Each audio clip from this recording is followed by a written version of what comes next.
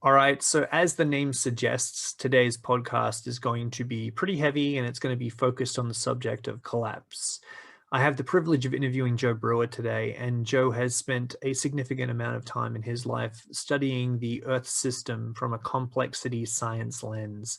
So studying the sort of interlocking interrelationships between the biology and the ecology and the weather and the climate, as well as politics and the economy and everything else. Joe's a real smarty pants. He's a pretty intelligent dude. He's got, I think, 3 master's degrees, and he really does kind of practice what he preaches. He's moved his family to the northern Andes in Colombia there with the purpose of setting up a school for bioregeneration. And we explain a little bit about what that means in the podcast, and that's at the end there. So we talk first a little bit about Joe. He tells a bit of his story, and then he goes on to talk about the science, the very sobering and, might I note, controversial science that Joe believes reflects sort of the place that we're in. And I'll note that Joe's not giving a prediction here. This is not some televangelist predicting someone's going to rise to power, or, you know, the Earth's going to collapse and there's going to be a rapture or anything like that. This is more looking at patterns and saying we don't know, but if this particular model holds, this is what we can expect. So it's more that type of thing. So definitely brace yourself. I'd encourage you to dig in yourself to Joe's work, and this dovetails really well, this podcast with Dar Jamail's, the interview I did with Dar Jamail about his book, The End of Ice. So check that out. That was about a month back, a couple of podcasts back. So read both of their work, dig into the science yourself. Of course, never be satisfied with what you hear, but once you have done all of that, I'd encourage you to really figure out what it is you want to do with this information. Do you outright reject it? Do you sort of look at the epistemology behind it, the mathematics behind the models? Or do you think even if there's some stuff wrong around the edges, or even if this model doesn't quite hold up, there is definitely a clear trend, an emerging trend that suggests that we might be in some trouble? And that's sort of where I'm at right now, really reflecting on that. Joe offers the solution that I think, one of the few solutions that I've seen that I'm like, hell yeah, I like that. I think that that might actually do something effective. So also be warned that Joe's internet connection is a little bit glitchy at times. Please push through. It does start to get better halfway through, but then Joe's kid comes in and she starts banging drums and making a lot of noise, and I kind of like that. Like, it's kind of funny because it's a real beautiful juxtaposition between the heaviness about what we're talking about and the sort of, as I said, juxtaposition of new life in the background, and there's something kind of beautiful about that as well. So yeah, just be warned about that. And be warned about, be in the right emotional place for this, and definitely dig into the work yourself. And, if this podcast is sitting heavy with you, definitely allow yourself to share it with somebody, and then just really think, how can I take action? What action can I take around this that will be helpful? So with no more said, I'm going to hand over to the podcast now, and I'll see you on the other side. So I have, all the way from the northern Andes in the mountains of Colombia, Joe Brewer on the line. Joe, welcome to the podcast. Thanks, Nick. It's great to be here. Listen, I thought about introducing you, but there's too many labels and things to remember. So I think I'll just hand it over to you, and maybe you can explain to the audience who you are and what you study and what you do, if that's okay. Yeah, sure. Happy to. So hi, everyone. My name is Joe Brewer, and I have, well, in a sense, I've been a knowledge-starved kid who was always trying to learn how the world works. Growing up on a farm in a rural place in the middle of the Midwestern United States in Missouri, where I always noticed that something seemed to be a little off in the world. And it was really when I was in college and in grad school that I got some proper, deep answers. But what I found myself ever drawn toward was how complex patterns work in the world, and how understandings of complexity can help us make sense of really difficult things that are otherwise beyond our grasp. And interestingly, this landed me, I'll sort of jump into a middle part of my story, but it gives a flavor. I was in a graduate program in physics studying material science. So like learning how to make biodegradable plastics and things like this.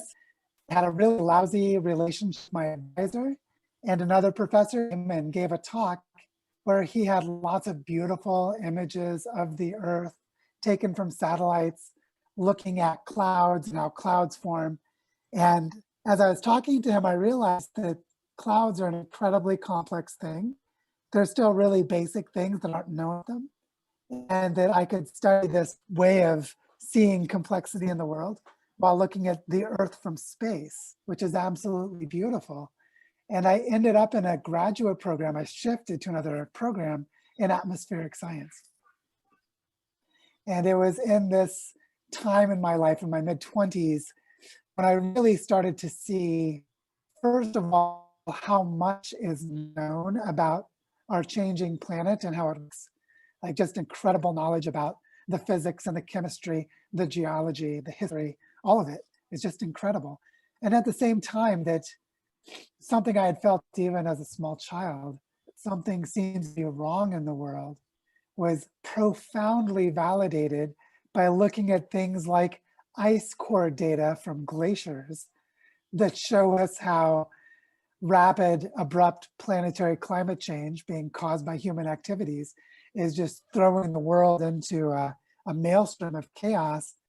And there's absolutely nothing normal about this time that we're living in. So there was really amazing to have this juxtaposition of really falling in love with the Earth in a way that only can be done by seeing the whole thing from space and just how beautiful it is. And just everywhere I looked, seeing patterns of risk and danger and disruption, and a future that, to put it mildly, put me into a protracted depression for about 10 years, because I really came to understand just how serious it was. But that gives a flavor of me as someone who seeks knowledge in such a way that when I'm not satisfied with the way I'm learning it, I find another place or another way that I can direct my attention to just keep learning. And this has taken me on many circuitous paths over the years, but I've become something of an expert in the Earth system as a dynamic scientific set of knowledge, and the complexities of globalization, our planetary crisis, how to understand and manage complexity in the midst of it all. And during the midst of this, something I'll just mention briefly, because I know it's related to your work, is I found myself at one point diving deeply into the cognitive and behavioral sciences to try to understand why humans were doing all these things that I was seeing. And I spent about 10 years helping people apply knowledge about the human mind and human behavior to efforts that were directed toward addressing social problems. So that's a flavor of me.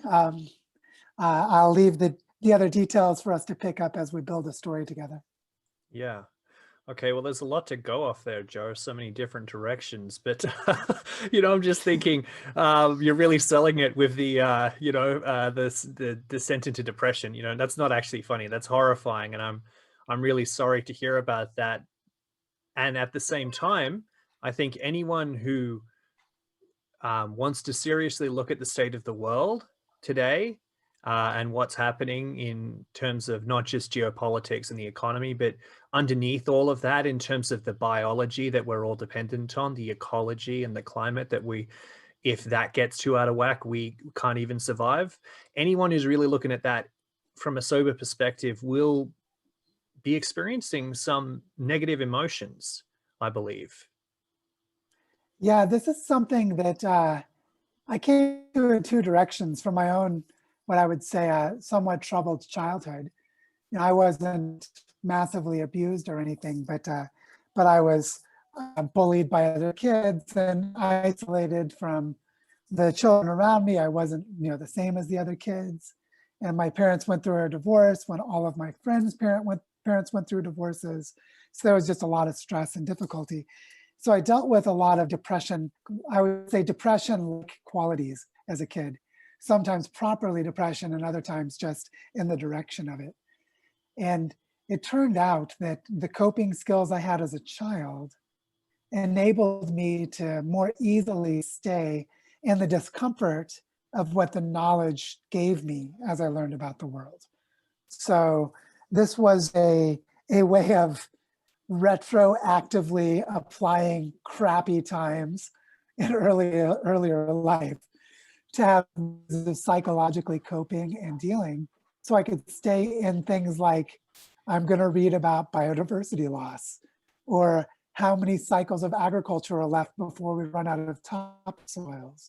And this kind of information that is very robust as scientific knowledge, but from a psychological point of view, is downright dangerous. It's very anxiety inducing, and even in extreme cases, trauma inducing. Mm-hmm. So I think the linkage between these aspects of being an aware person living in the times we're in is a really important blend. You know, how to discern what is happening and at the same time be psychologically healthy enough to be functional and do effective things while continuing to learn. Yeah. And this is a balancing act, to put it lightly. Absolutely. Maybe we can talk more about that at the end, actually, you know, some of the skills and coping mechanisms that you personally utilize and find helpful. I'm sure the audience might benefit from that. But, you know, just from my perspective, I actually, maybe I'm strange, but I actually find solace in the fact that, how do I put this? That my internal experience, you know, in terms of what I experience in the world isn't just me. In other words, I'm not crazy.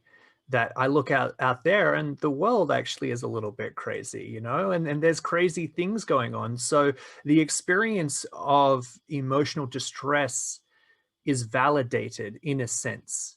I don't know if that makes sense to you or not. Yeah, it makes a lot of sense to me, because one of the ways that collective delusions occur, and this isn't the conspiracy theory type of thing, which has its own unique psychology of individual personalities, but here I'm talking about things like economists who believe an economy can grow forever, which, you know, at middle school science would tell them that's absurd. And yet people can get PhDs and go around and have high salary careers with such an incredible delusion. And one of the ways that social or group psychology makes this difficult, this reality of our predicament, is that humans are very groupish for good reason. We survive by being in communities. We need groups. We need the help of others in a million different ways in our lives. And when everyone around us is acting like things are completely normal, then there are psychological feedback mechanisms, interpersonal things like, do I feel awkward saying what I'm feeling when no one else is talking about it? Shouldn't I just go with what everyone else is saying and not create a problem? And various, you know, social strategies like this that actually make a lot of sense. And in a normal time would be very healthy things to do. But in a time that's not normal, the disconnect between what is seen as normal when it's based in false information and what's actually going on is a really big deal. The other side of it is how much anxiety and stress is created for human beings when we're disconnected from others. Social isolation is incredibly painful. That's why solitary confinement in prisons is considered to be some of the most difficult time for the prisoners. Social isolation is extremely difficult. So here we have a challenging dilemma. Those of us who have watched what's happening in the world, come to understandings of it, feel disconnected from most people around us, become somewhat ostracized or at least inadvertently neglected. It may not be intentional. That we can become lonely and depressed, and this can lead us toward extreme things like ideation and action and suicide and other very serious things. So to be in a state of seeing the world, and I don't want to say seeing the world as it is in a superior sense, but simply in a factual sense. It's like, oh, wow, look at the amount of carbon dioxide in the atmosphere and look at the last 1 million years of carbon dioxide. This is a weird time. Look at the typical amount of humans on the planet at any time in the last 400,000 years. and look at the explosive growth of human population in the last 100 years. This is not a normal time. So to be able to just factually discern something like human population is abnormally high, simple statement, controversial as hell in social settings. Mm-hmm. To go into a context and say, like with your friends and say, by the way, I think there may be too many humans and we're in trouble. You see, I just made a very simple inference from commonly known factual information about human population and a little bit of understanding of planetary ecology. And I can make an assessment like maybe the human population is too big. Maybe it's going to collapse. Maybe in our lifetimes it's going to collapse. And by the way, here are all these studies saying that this is likely to happen. Mm-hmm. This kind of position can create very stressful social interactions. Mm-hmm.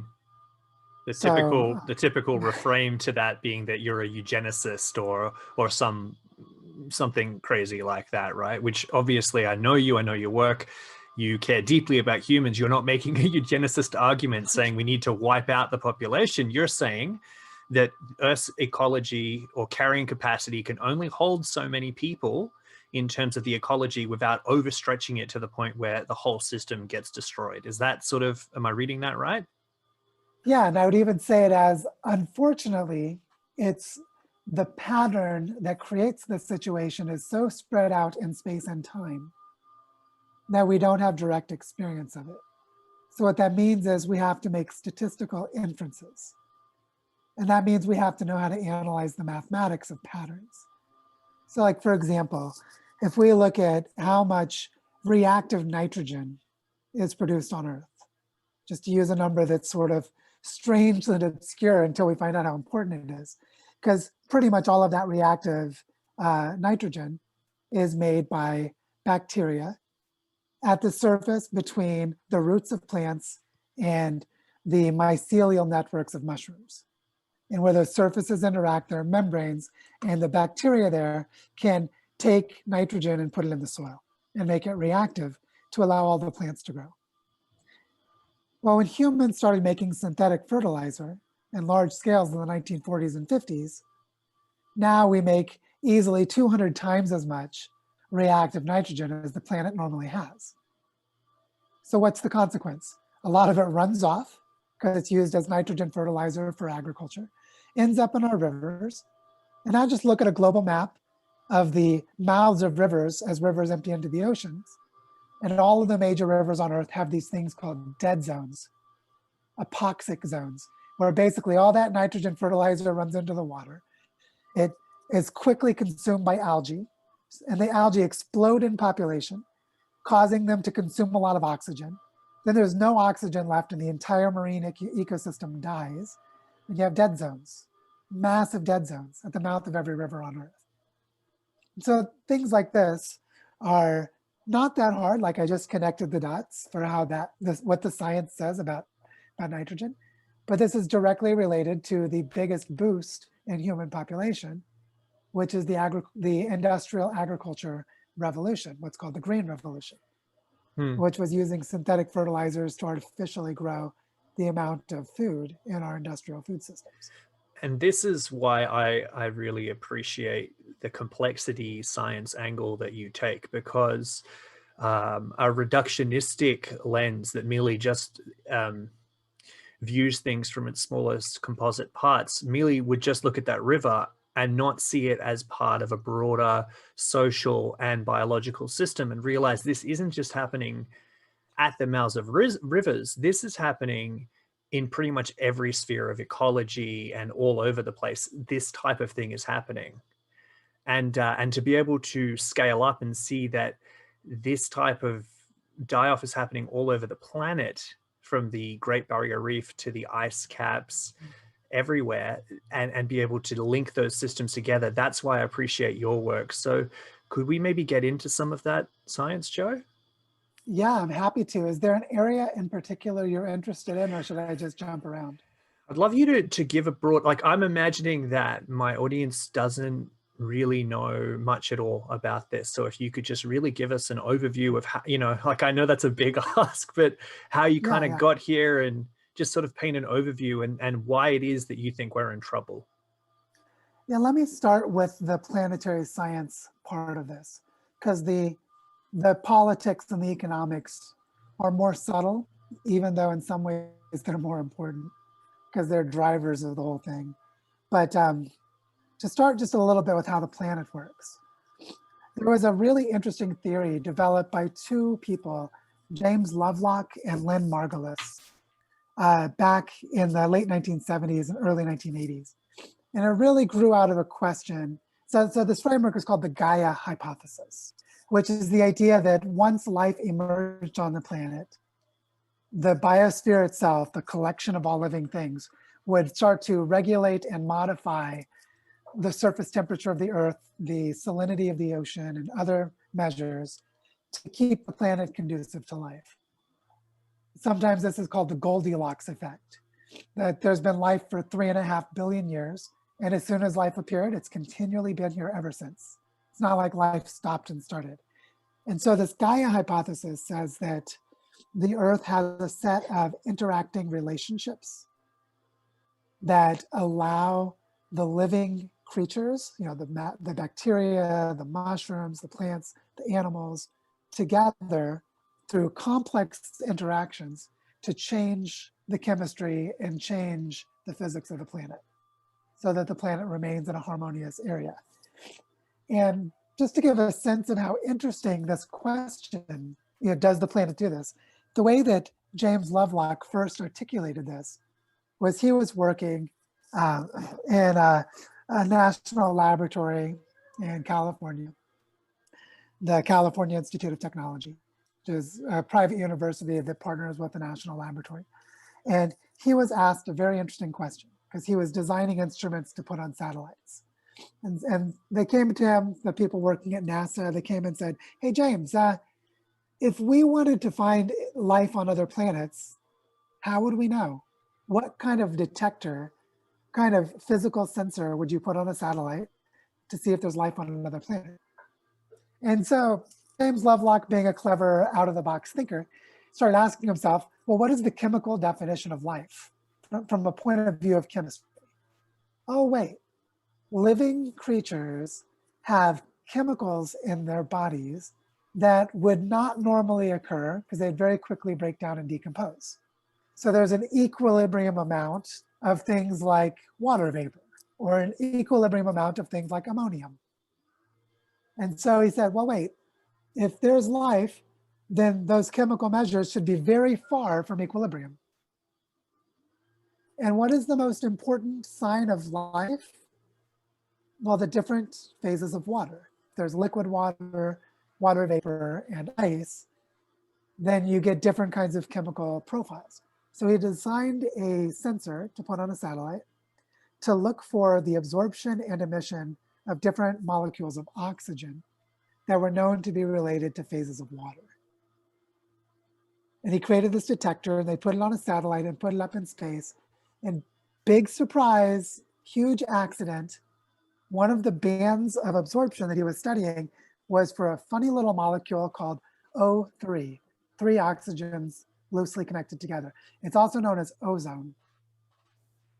And so this sensor was put on a satellite, they put it into orbit to test it, and they discovered the hole in the ozone layer over Antarctica, which of course was a huge crisis in the mid-1980s. And so this way of thinking about chemistry far from equilibrium is one helpful way of thinking about planetary science. It's related to what I said a few minutes ago about reactive nitrogen, which would come to an equilibrium level if humans weren't producing so much artificial fertilizer. So I wanted to share this way of thinking because the Gaia hypothesis turned out to be correct, but most of the scientific community didn't like calling it the name of a mythic character from an ancient religion, Gaia, the goddess of Earth. And so they gave it their own fancy scientific name and they called it Earth System Science. So Earth System Science, which is a field of research that combines about 150 other fields of research all together to study the dynamic Earth. So what I studied when I was in graduate school was I studied systems science. And this means I was interested in things like if we have a change in the heat absorbing gases in the atmosphere, greenhouse gases like carbon dioxide and methane and ozone and water vapor, these important molecules that absorb energy in the atmosphere, how would that change how many clouds are formed over the tropical ocean and how long they last? It turned out one of the things I learned about clouds, this was about 20 years ago, I learned this, was that clouds are the most difficult part of the planet's climate system to understand, the most complex, the most interactive, and the most important for us to know how big and abrupt climate change is. If you change the statistical properties for how many clouds there are at different latitudes up and down the Earth, away from the equator, you get different kinds of climate dynamics. And so it turns out that what clouds are doing as you heat the Earth's surface is a really difficult question that has a lot of different answers. And so this is what I was studying 20 years ago, was how do we look at the structure of clouds? How do we look at how long they last? How does this relate to other changes in chemistry from things like industrial activities with human factories and stuff like this? Now, how does this get me to the place where we can say definitively that we're in something that I call planetary collapse? Because I think this is an important discussion. There are two ways I come at planetary collapse, and both of them are a little unusual. But I think they give me a more grounded understanding of collapse and what's happening. The first thing is that the specific thing I studied in grad school was what's called phase transitions, which is when a dynamic system is behaving one way, then it goes through a rapid and begins to behave another way. We call this a phase transition. A classic example would be if you put liquid water into an ice tray and put it in your freezer, it's going to go from the liquid phase to the solid phase as it freezes. So this is a phase transition. I was studying phase transitions, and something I learned about phase transitions is if there is any kind of order in one phase and it starts to transition to a different phase, the order that was there before breaks down, becomes really messy, and then new order emerges on the other side. What that means is every transition involves the collapse of order and eventually the emergence of new order. So when I look at planetary collapse, I see it as part of a dynamic change in the behavior of the planet, and that we're already in it. And whatever the new pattern is, it required some time before that there was a collapse of the old way. So I look at planetary collapse as something that happens as part of these dynamic shifts. That's not so unusual, but what's really unusual is when you think this way and apply it to the planet, you don't see collapse in the future, you see it in the past. And this is a really big deal because for most people, when we talk about collapse, what they're thinking about is human civilization collapse or societal collapse. And they look and say, wow, there's still 8 billion humans and we're growing every day. We're not collapsing. Collapse is in the future if it's going to happen at all. But planetary collapse started in the past. And one of the kinds of collapse is the collapse in the complexity and diversity of species, what's called biodiversity. And if you look at a graph of the rate of extinction as biodiversity is going down, you look at that rate of extinction, which means it's going up really quickly as the number of species is going down. It tracks almost perfectly year to year human population growth, which means human population growth is a cause and consequence of biodiversity collapse.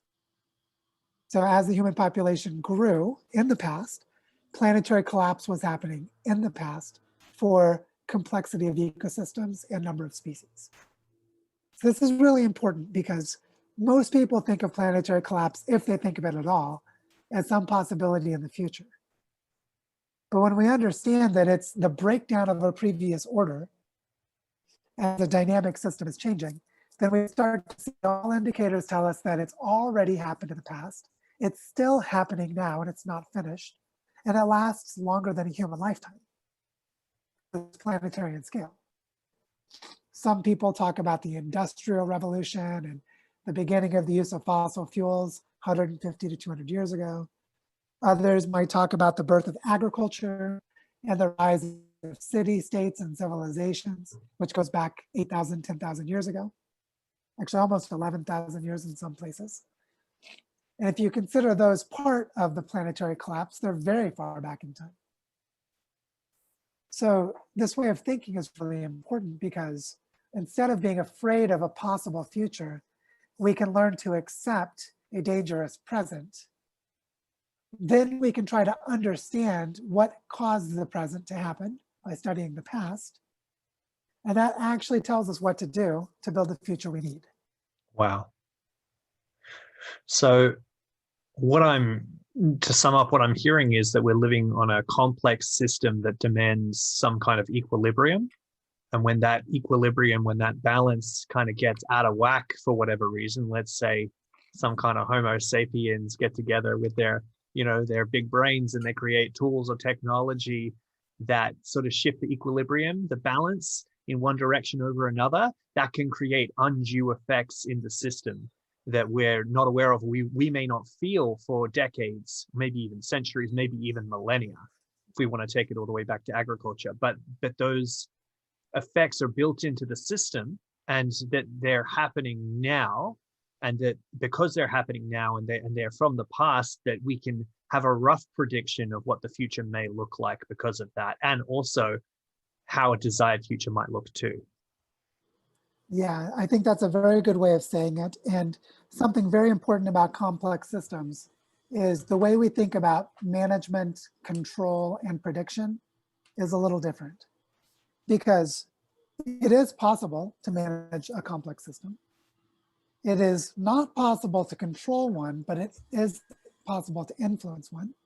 And it's usually possible, very possible, to predict statistical behaviors, but not to predict specific pathways.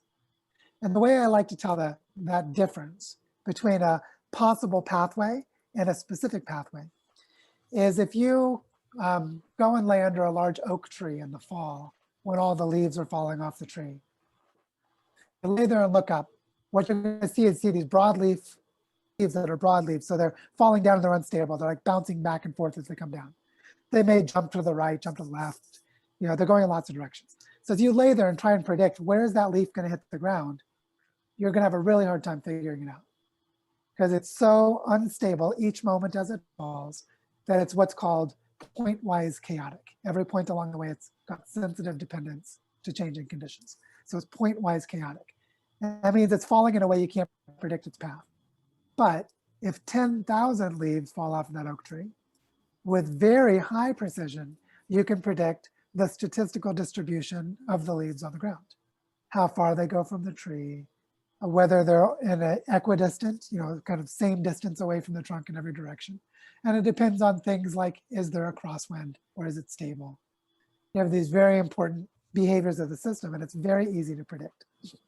So what this means is, if we create scenarios about statistical change, we can predict things really well. But if we try to say exactly what one part of the system is going to do for an extended period of time, then we have to throw our hands in the air and we can't predict anything. And this is really important because what a lot of climate science is what's called ensemble forecasting, which is they take the 200 best performing planetary models, the computer simulations of the Earth, and they look at the same assumptions for creating different scenarios about the future. And then they look at statistical properties of all of those different computer models.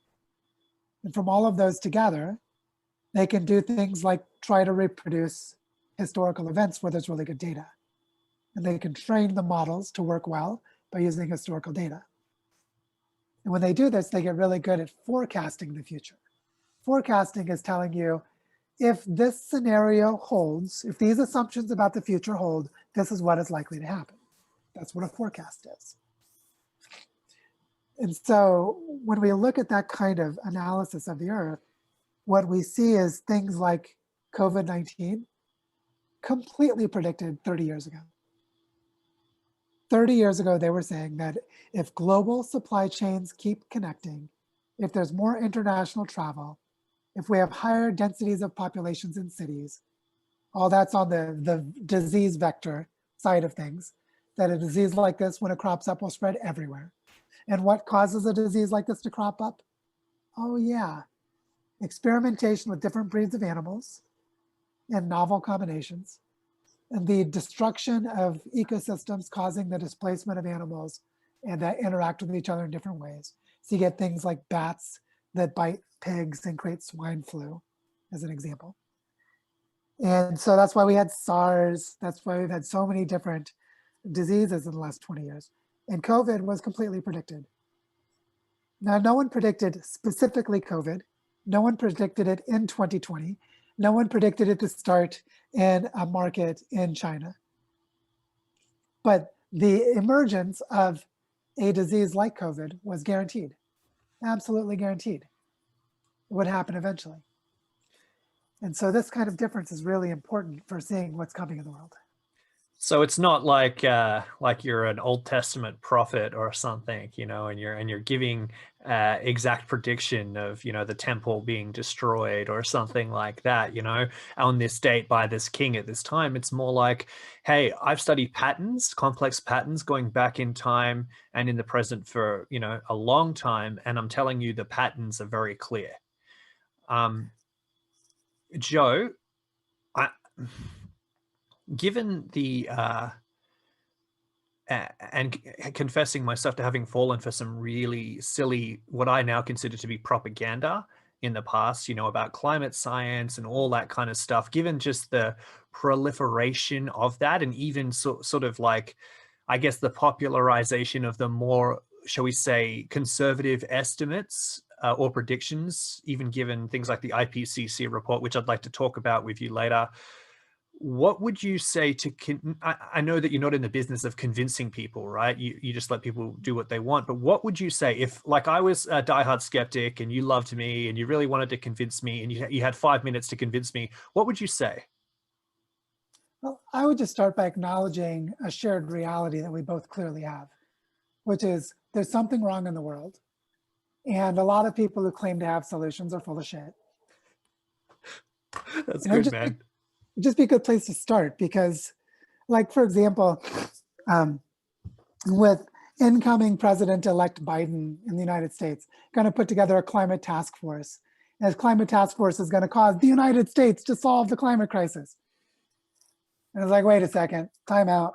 If I remember correctly, the very first policy discussions of climate were in like the early 1980s in the United States. And it was the US government and its propaganda machine that actively confused everyone with lies and misinformation.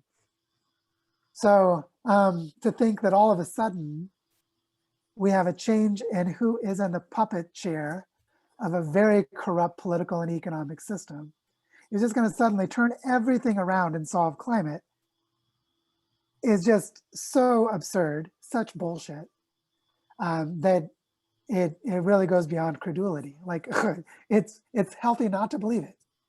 I agree with that. So when you're in a situation where, like, if I was in the political sports game in the US, I would be more Democrat than Republican. So I'm not picking on him specifically because I dislike him. I mean, I do have my critiques, but that's a different thing. But I'm just making a point about how ridiculous some of these supposed solutions are. And people get fed supposed solutions on a daily basis by media propaganda machines. So what's more important is, if you said, Joe, could you convince me? I would ask you not to have me convince you. I'd ask you to go find the oldest people that you know that you trust deeply. Maybe it's your grandfather or something like that. An old person you know that you trust. And just ask them how the weather's been changing. Just ask them. And if you don't trust what you hear from one of them, ask another. If you don't trust two of them, ask a third. And what you're going to find is all of these old people who actually paid attention to weather patterns are going to tell you that things started getting weird 20 to 30 years ago. They're going to remember when there was more snow, or when there was less snow, or when there were more regular seasons, and so on. They're going to remember this. They're going to remember things like there used to be all these fireflies, and now we barely see the fireflies. And so one of the better ways to figure out what's going on in the world, to validate what all the science is saying, is to go ask old people who are more than 60 years old. Just ask them how the environment has changed. Ask them how the weather has changed. Ask them to tell you stories from when they were children. And what you'll start to see is a pattern of abundance 80 years ago, juxtaposed against a pattern of deprivation that exists today. And that is validated by, time-lapse satellite data and all kinds of things. But it's really important to go ask these old people because they actually lived through it. And the changes have happened so rapidly that they've happened all within one lifetime. So these dramatic changes have been happening for decades, and the people in their 70s and 80s and 90s will talk your ear off if you start asking them about it. Now, those old people and their stories are not going to tell you what to do. You're not going to learn how to fix the problem from that information. But if you want to just go to local people, you can look directly in the eye and see if they look like they're full of shit or not. Then go find old people you know and respect and ask them a few questions about their childhood. And instead of calling it climate change or global warming or some of these loaded words, just say something like, it sure seems like the weather's gotten pretty weird. What was it like when you were a kid? And just let them tell you some stories. You see, because like these patterns are all around us, but most of us don't see them because we're in cities, in our houses, in cars, in air conditioning, and never really outside. And most of us are, sticking our eyeballs onto computer screens so much we can't see anything around us anyway.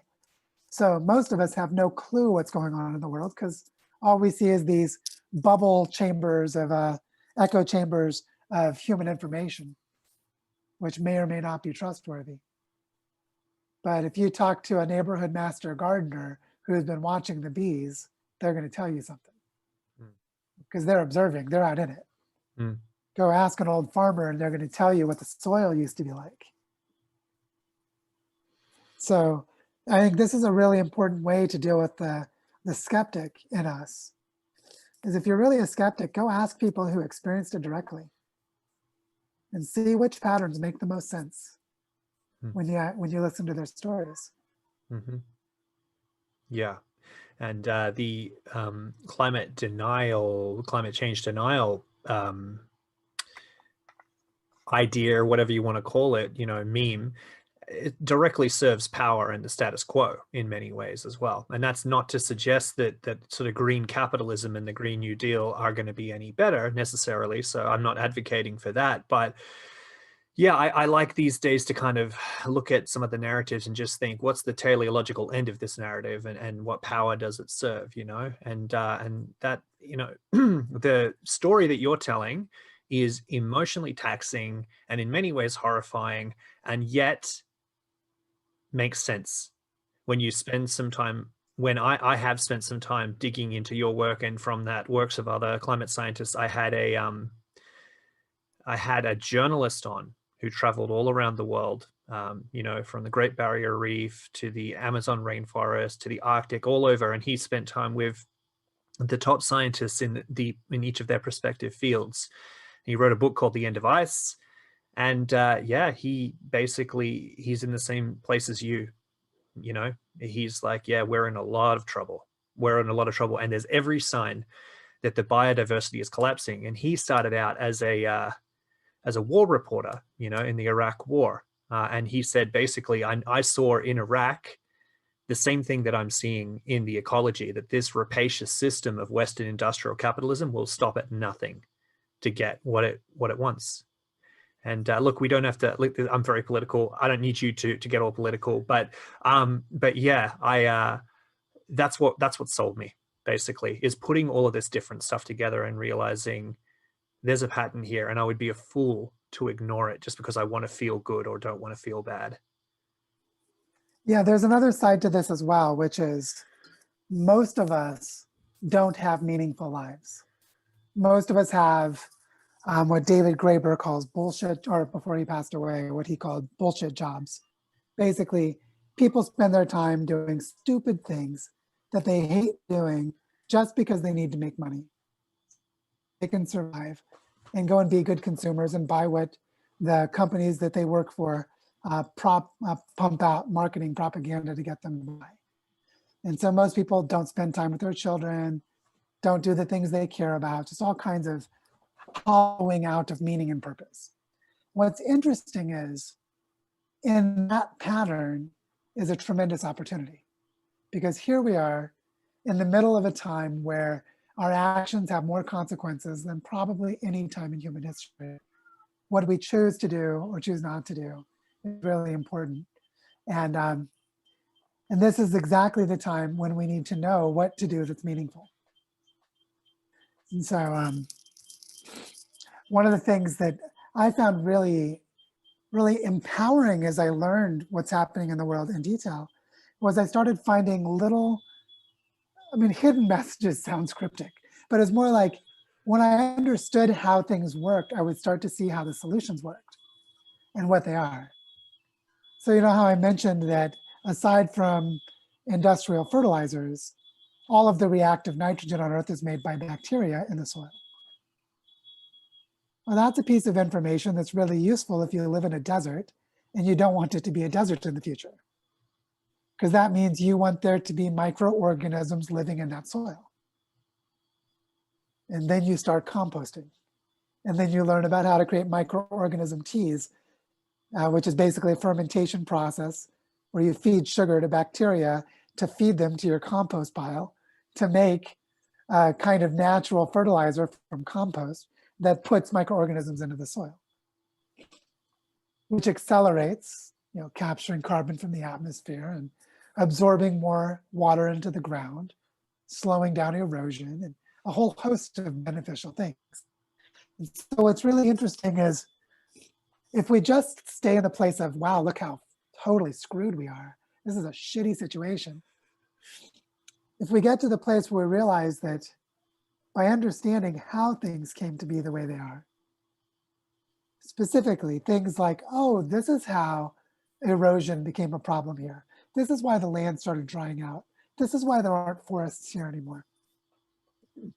That's where we start to see that, and I'll sort of paraphrase Alan Savory here, because Alan Savory is a big advocate of regenerative farming.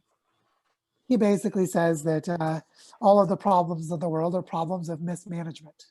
So I'm slightly paraphrasing him, but that's basically what he says.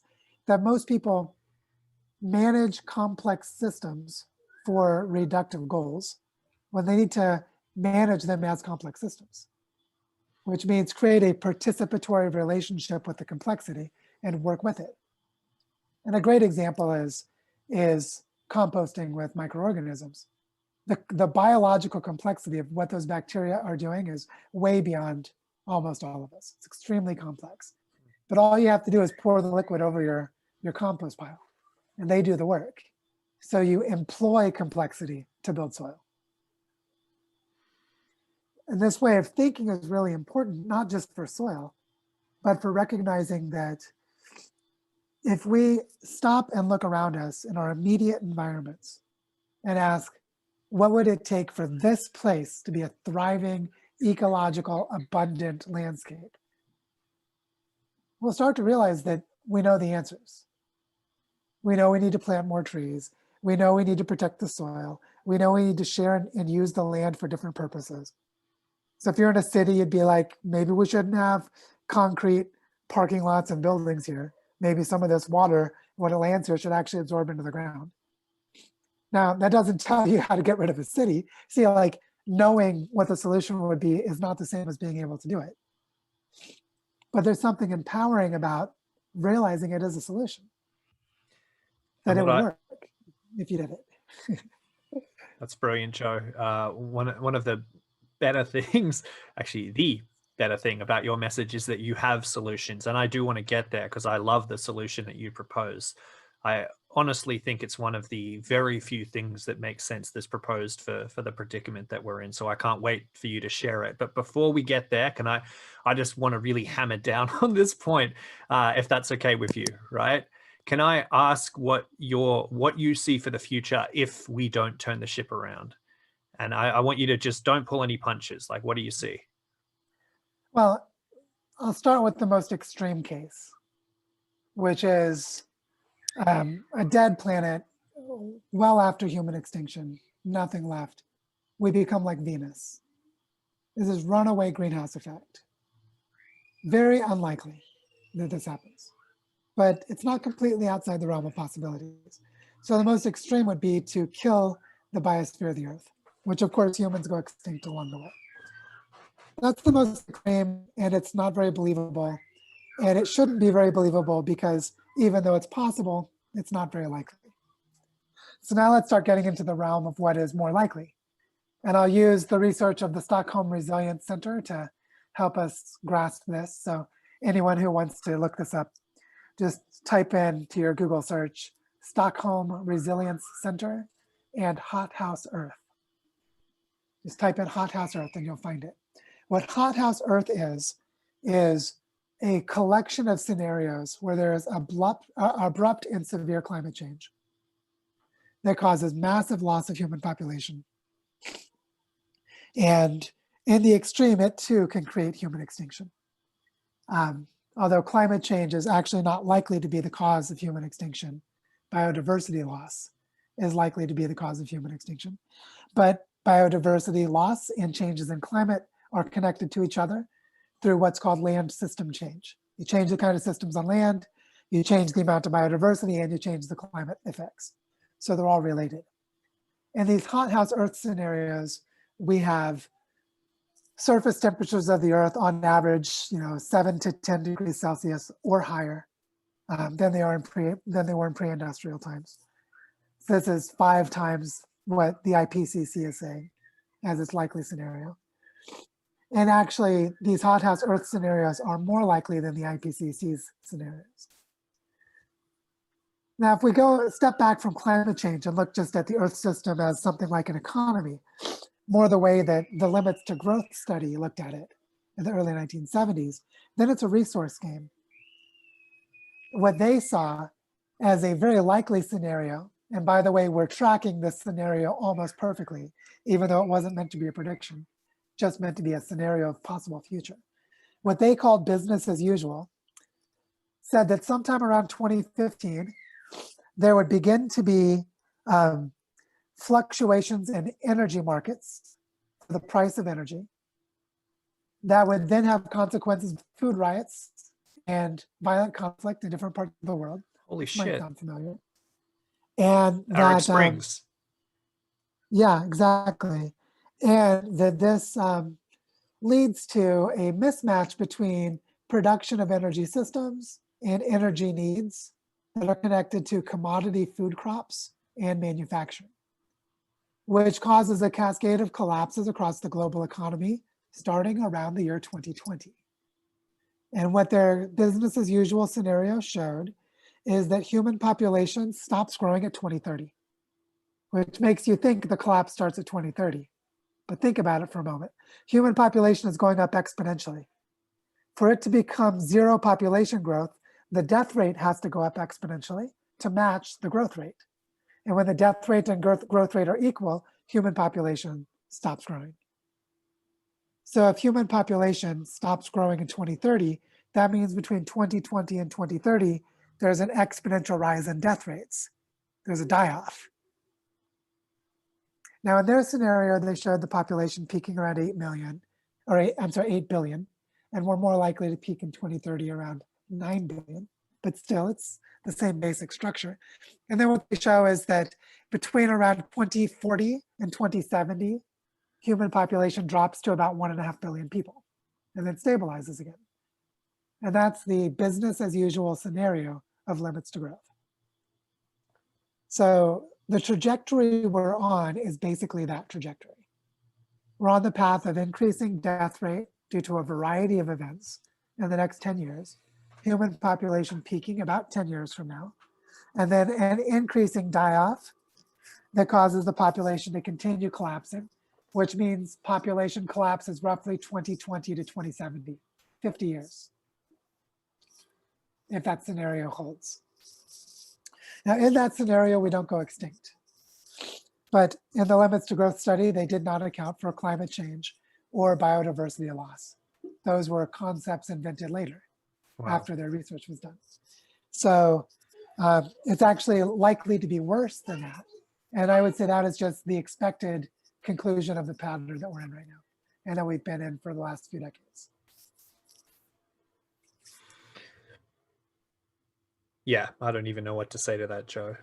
Thank you for laying that out so clearly. You know, my mind's already going to the complexities of geopolitics and like the glacial ice, you know, in the, hello, you got a visitor. That's cool.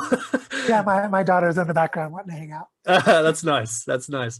Yeah, that's a nice juxtaposition, Joe. You know, new life is where it's at. So instead of spending time here, I think my audience has got the point, and I'm wondering, can we talk about your solution, since your daughter is in the background and you have a reason for investing in a solution?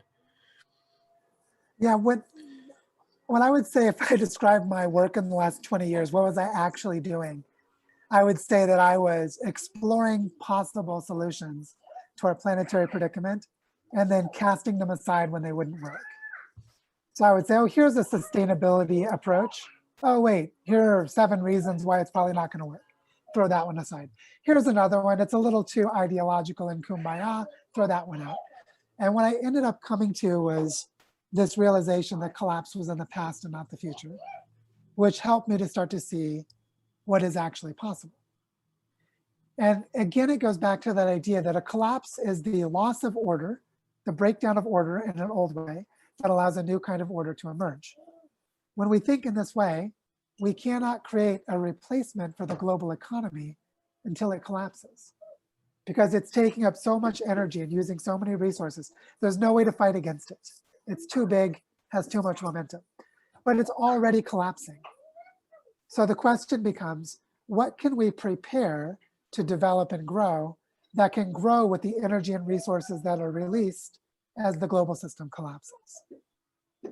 This is a really critical insight, because one of the reasons why most solutions feel like someone just selling selling a snake oil or something, some kind of a lie, is because they're based on an untruth. They're based on an assumption that the problem is in the future and that it hasn't already happened. And then anyone who it's happened to is like, yeah, but what about me? My life is already shit. You know, lots of people are starving to death around the world right now, or malnourished. Yeah. And so, so what's really important here is that when we start from this place, we begin to see what it means to guide the emergence of something.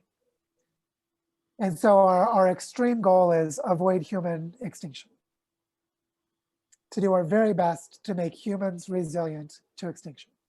So no matter how extreme things get, we don't get to zero human population as the population drops. So that gives us an end bar, which is actually our low bar. We have to do better than that, but that's the bare minimum. So if we start there, then we'll see things like, oh, we need potable water in different places. There needs to be soil for food production in different places. So you start to have some basic things that you can focus on in one place or another. But then there's another piece that comes out of population genetics and biology and evolutionary studies, which is that to really understand evolution, you don't look at individuals in a population. You look at the statistical composition of the population itself. So you don't look at how many blonde hair, blue eye, is this person blonde hair, blue eye? You say, what is the composition of height, hair color, eye color, and other things? And you look at all these different traits together and look at how they interact with each other statistically. Well, this way of thinking tells us that to avoid human extinction, we need to have a network of places that are trying to create local sustainable economies, where statistically, some of them are not going to make it. But as long as at least one does make it, we've avoided human extinction.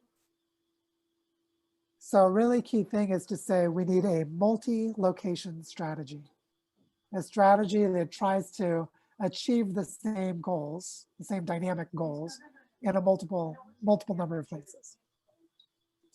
So this starts to build up the solution. The next piece is the best way for these place-based projects to work is for them to learn from each other. Right? The ones that are doing a good job can teach others what they're doing so they can imitate and copy best practices. And those who make big mistakes can share with other people what doesn't work so they don't have to make the same mistakes. Which means a really important part of the solution is education. Specifically education about learning how to create healthy living economies in local places and how to share that knowledge from one place to another. So you see, we're starting to paint a picture of what the solution looks like. Now, the next piece of this is, how do we create these local economies? Well, to create a local economy, we need to understand what sustainable human societies have looked like in the past. So we go out and pull out our cultural anthropology and our archaeology, our research, and we say, well, how long have humans been around as Homo sapiens? 300, 400,000 years. Okay. How long were they in civilizations? Oh, the last 6,000, 8,000 years. Oh, so the other 99% of the time, where were they? Oh, hunter-gatherer societies. Interesting. What are hunter-gatherer societies like? Well, they have material flow of local things. They make their clothing from local materials, from hunting or growing plants, deer skin or making cotton clothes and things like this. They build their houses out of locally available materials, dirt and mud, rock, hay bales and straw, trees, lumber, right? They have climatically appropriate ways of getting their food with migration patterns of animals or with local food production.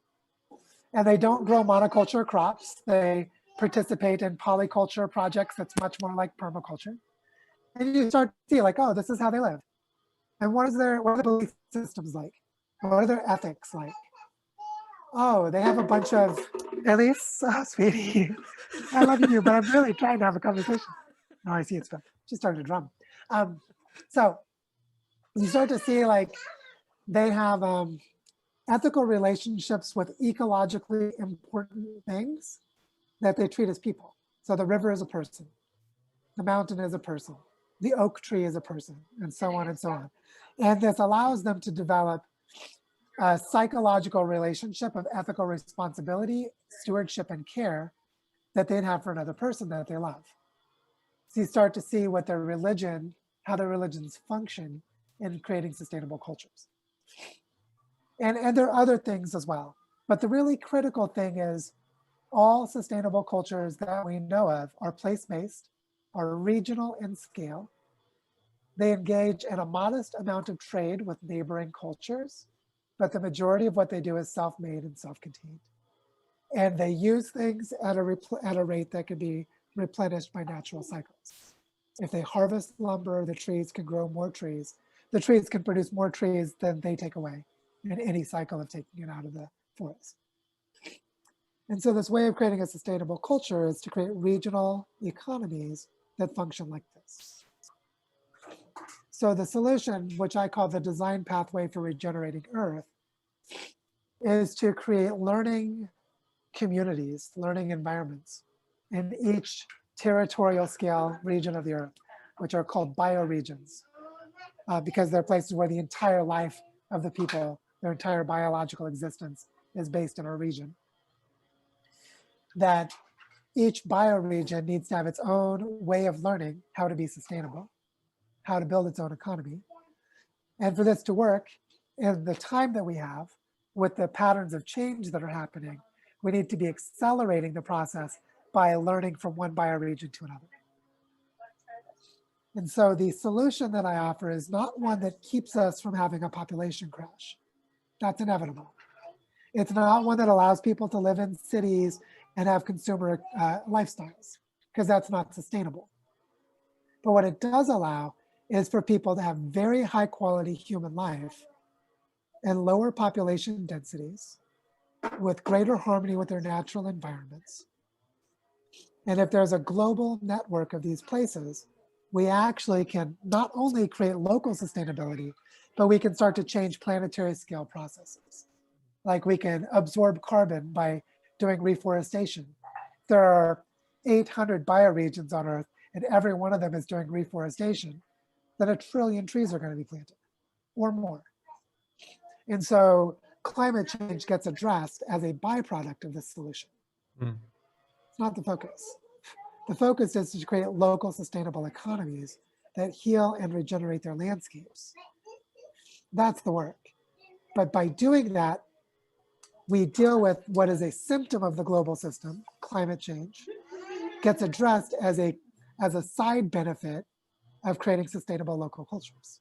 See, and also biodiversity gets addressed because the way these local sustainable economies work is by having deep, diverse, complex knowledge of local ecosystems. Like, for example, a moth flying in front of my face right now. So far, I've seen about 100 different kinds of moths that live here because I live in a tropical environment that historically had high biodiversity. Do I know the ecological relationships of all these moths to their landscape? No. Did the indigenous people who lived here? Yes, they had that kind of knowledge. And the more knowledge we have about how things function, the more we can behave like scientists and engineers and use those functions for human benefit while also managing them safely. Which means there's really deep and rich local knowledge about how to understand, work with, participate in, steward and care for the natural ecosystems, which means biodiversity gets addressed by creating this kind of economy. So this is the solution in its broad strokes, but it's probably already evident that there's something robust in creating local solutions networked across the planet.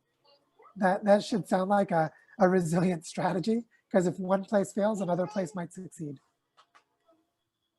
So what I'm hearing is creating basically like bioregeneration hubs across the planet where your interest is in facilitating community, local community that's facilitating biodiversity, addressing biodiversity loss, reforestation, stuff like that. And in the process, because, you know, trees and plants, etc., capture carbon by their very essence, that's, you know, that's what they exist on, you're also going to be addressing climate change and, of course, biodiversity loss, because the more trees we plant, the more we reforest things, the more little critters like the moth that kept, you know, interrupting this session, the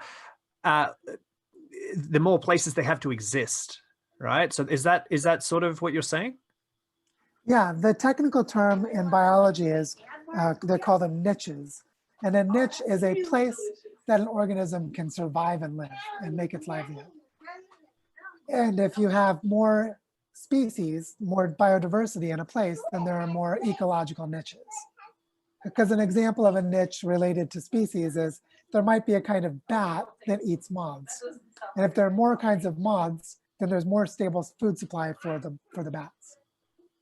And the bats can form more different kinds of niches depending on the behaviors of the moths, because they can live near the moths to eat. Just to use that as a that's a somewhat hypothetical example, but it shows how it works. Yeah. That the more biodiversity there is, the more ecological niches there are, and then the more resilient the whole system is. The more there is, the more there is. The less there is, the less there is, right? Essentially. Yeah. Right. Okay, so I guess, can you tell us a little bit about your project in the Andes then? Yeah, we have been living in a place called Barichara, Colombia for a little more than a year now. And the reason has to do with the noise in the background, which is that we have a daughter that's about to turn 4 years old. And we realized when she was born that we couldn't go halfway anymore. You know, we couldn't be content to live in a city and ride our bikes without owning a car and be kind of halfway into the world we knew we needed. And so we came here after spending a year in Costa Rica before this, trying to find community where we could be with other parents who are raising their children the same way we are, so that our child would grow up just thinking that all of the adults grow forests, that it's just normal to bring dead rivers back to life. You know, these are just things people do. And so what we're doing here in Barichara is we're trying to create a model version, a demonstration of this local living economy. And it helps us say a little bit about Barichara to understand why it's a good example. It's not the only example. There are other places that work as well, but what's interesting about Barichara is it's a town of 6,000 people. It's in the mountains, fairly remote.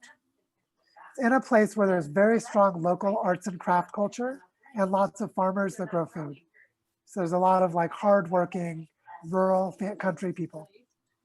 Also, it's a place that is 4 hours from the nearest airport. So like we had 0 cases of COVID here. There were 13 reported cases, and every one of them was someone from the city who arrived here and did quarantine, and no local person got COVID.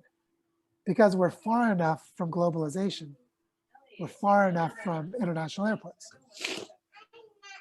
And it's also a place that 40 years ago was almost completely deforested. And it used to be what's called a tropical dry forest, and now it's becoming a desert. And what's important to know in this place is that if we just let the ecosystems do whatever they're going to do, if all humans left this place, it would become a desert.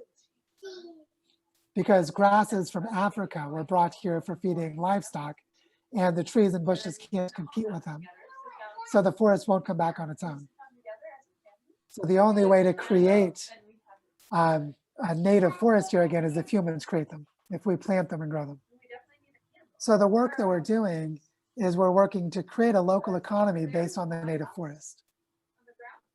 And the most urgent problem in this region is water scarcity.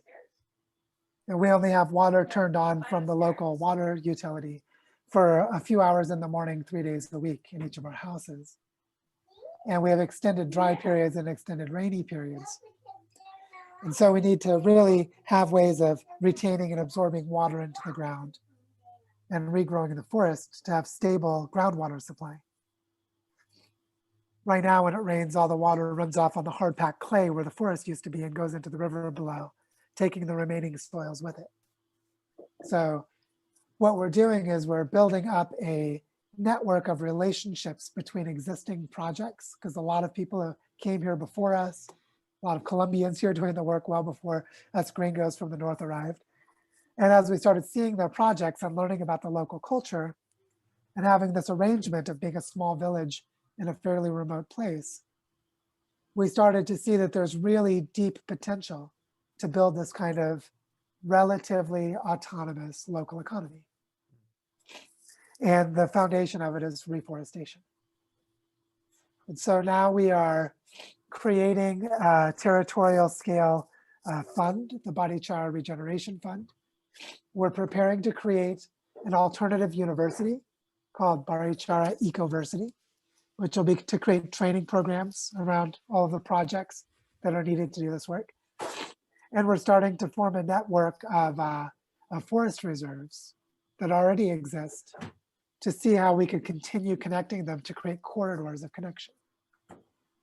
And we're building an online education program called Earth Regenerators for people to learn this design pathway to regenerate the earth. And then those who want to come and get involved can come to Barichara and spend time here learning how to do it in real world projects. And then stay if they feel so inclined, or go to other bioregions and start projects in those other places. So this is the work that we're doing. And it includes things like learning the native trees and gathering the seeds. And in the last week, we've gathered more than 200 seeds from a tree that only exists here, is on the verge of extinction. And if we're successful at growing 100 of them, then we've just made it less likely that tree goes extinct. Yeah, beautiful. Which goes back to that thing I said earlier about having a purposeful life. If you understand deeply the context we're in, then simply gathering the seeds of that one tree and keeping it from going extinct is a purposeful life. So it's really amazing how much purpose and meaning is there to be found by doing this kind of work, by living in this way. And I do predict in the next 10 years, a lot of, say, young people, meaning between the age of about 15 and 50, relatively young people, are going to discover that this is what they should be doing. and are going to find their way to helping regenerate landscapes. Hmm. And a lot of people are going to do that. Not enough to stop population collapse, not enough to stop abrupt climate change, because all of those are already built in. So it's not a solution for those problems. This is a solution for 200 years from now when we ask, are there still humans or have they gone extinct? Wow. And you're currently in the process of creating a school and raising funds for that. Is that right? Yeah, we're doing two things at the moment. One is we have an online community called Earth Regenerators, and we trained a cohort of people in a couple of methodologies, but the one that's most important is called pro-social, which is based in contextual behavioral science and really good group therapy practices like acceptance and commitment therapy. And also very much grounded in managing common pooled assets, the work of Eleanor Ostrom, and also the evolution of cooperation from biology. And so we have a group of people that have gone through a training to become online facilitators, and now they're helping to create functioning work groups. It's completely volunteer. It doesn't even have an organization. It's just an online, it's a mobile platform called Mighty Networks, which is used for online courses. And I just make it freely available to everyone who joins. So it's not even an organization, but it has more than 2,300 members. And we're now forming these work streams of volunteers who are creating a free online design school. Hmm. And that part doesn't really require any fundraising. The part that requires fundraising is to enable a large number of local projects to happen in the rural community with all the farming and arts and crafts people in this area. And also strategically, when there are pieces of land that are ecologically important and when they're in danger, to be able to buy them, set protection around them by turning them into community projects, and then using them as education and as demonstration sites. So we're currently fundraising for this local capacity to do this, but it's connected to the global school, which means everything we're doing here is like a learning opportunity. It's like a sandbox or a laboratory where anyone who wants to learn how to do this can learn online with the things we write about and report and be part of our work groups, which anyone can join Earth Regenerators right now and participate in that. And also to physically come to Colombia for a few weeks, a few months, and participate in our projects and learn how to do this. Just learn with us as we're doing it. And the idea is to have all of this be a free school. So I'm not saying that if you come here, you will be charged for admission and there's a curriculum. It's if you come here, we will help you to be settled here and get situated and participate in the projects. And we'll create a kind of learning journey, a pedagogical approach to help people who come to learn what we're doing. But really, the people who come will be learning by doing it. So they'll be helping us to create it. And they don't have to pay any money to participate in that because they're doing work. And so we're building this capacity right now.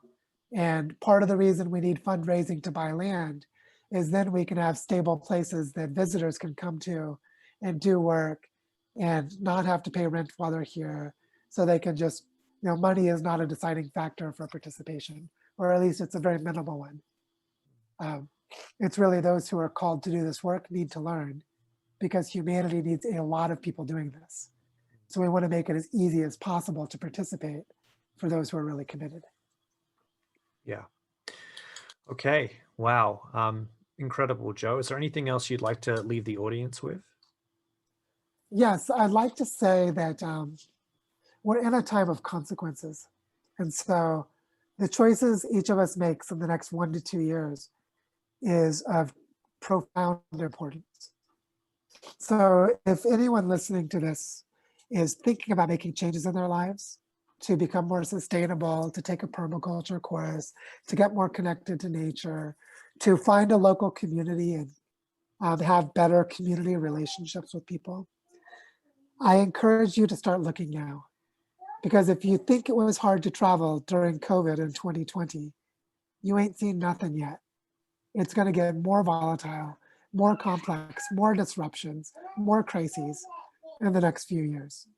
And it's just going to increase into the foreseeable future for decades ahead. So it'd be better to find the place where you're doing this work in your own life, to find it now, than to find it 5 years from now, or to try to find it 5 years from now and not have the opportunity. Mm-hmm. So I would say anyone who's listening to this and is serious about making a change in their lives, use the next year to start testing things out. Go woofing and experiment a few places. Do something small if that's easier for you, but don't wait, because there's no time to wait. This is the work of our lifetimes, and it started 30 years ago. Really, it started longer than that. And so those of us who are just catching up need to catch up really quick. Yeah. Wow. What a podcast, Joe. Can you let the audience know how we can contact you, can donate to you?